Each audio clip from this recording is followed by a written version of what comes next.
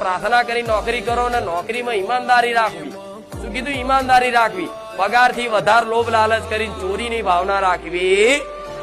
ધંધો કરતા તો ધંધો આગળ કરીને, અગરબત્તી કરીને, કુળદેવીને આગળ કરીને, મન મેલડીને આગળ કરીને કરો, જે ધંધો કરતા હોય એ. પણ એમ કે માં ધંધો માં કરું છું ને તો મારો ધંધો તું રોજગાર તું ચલાવજે માં, એમ કરીને તમે કદાચ એ ધંધો આગળ ચાલુ કરો ને અને મને સોંપી દો ને તો ઘરાકના મગજમાં વસીને ઘરાક લાવું. અને તમારો સ્વભાવ એવો શુદ્ધ રાખું કે કોકના ફરી તમારા આવું કોકના ગમ.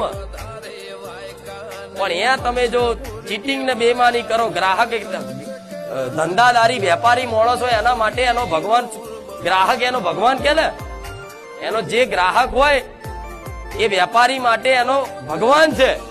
તો કોક ભગવાન આયા હોય એ પ્રમાણનો જો કદાચ એ ભાવ રાખી